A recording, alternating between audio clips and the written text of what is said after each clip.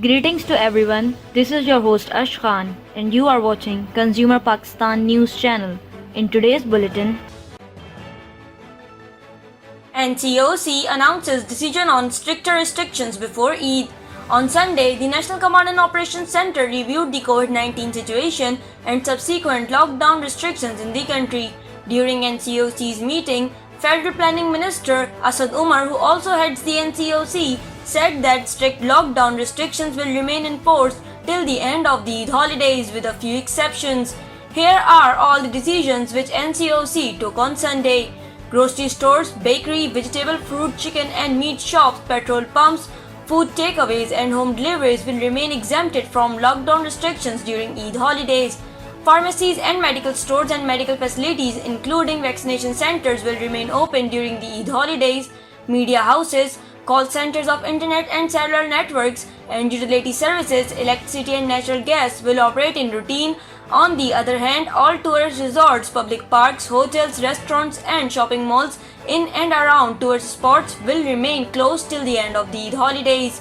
Travel routes leading to tourist spots including Murree, Galiat, Sawat, Kalam, northern areas and sea view and beaches will remain closed as well. Interprovincial and intercity travel will also remain suspended during the same period. However, private vehicles, taxis and rickshaws will be allowed to operate on 50% capacity till further orders. UAE adds Pakistan to travel suspension list. The United Arab Emirates has added Pakistan to the list of countries from where citizens are not allowed to enter the country, said the UAE Civil Authority. This order will be effective from May 12, 2021. Other countries included in the suspension list are Bangladesh, Sri Lanka and Nepal. India was already part of the suspension list as Indian citizens were barred to enter UAE borders last month.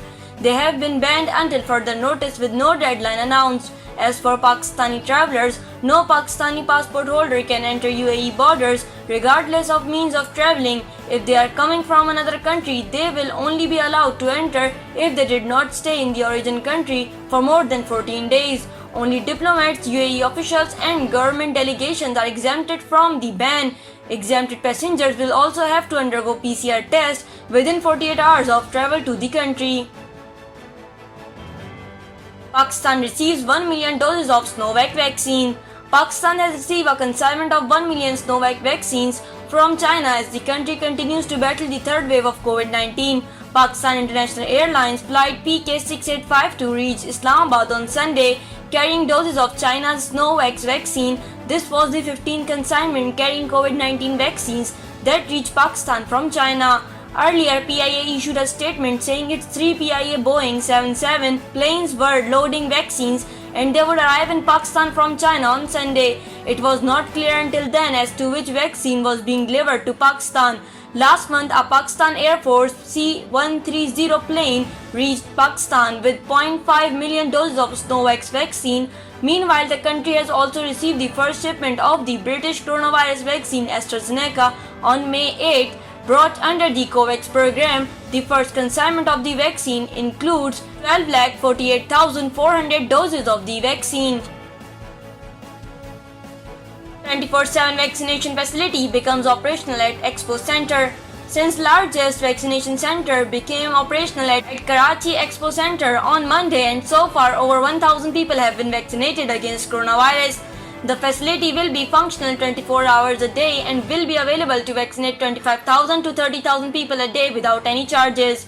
Health Minister Dr. Azra Pechoho had inaugurated the largest vaccination center of Pakistan at Expo Center, Karachi. Dr. Azra Pechoho said vaccination centers are also being expanded to other areas with the availability of vaccines.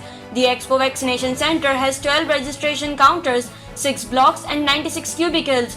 The mass vaccination center will remain open 24 hours a day and the staff will work in 3 shifts where 360 healthcare workers will provide their services in each shift. She added, people under the age of 40 will also be able to get vaccinated from May 16th. Dr. Azra Pechoho said, Dr. Azra said that apart from vaccines received from the federal government, Sindh is ready to pay for the vaccine for the province. We want to vaccinate as many people as possible based on the immediate availability of the vaccine, and in case of problems during the vaccine registration process, come to the vaccination center. Our staff will register you and administer you the vaccine, she said.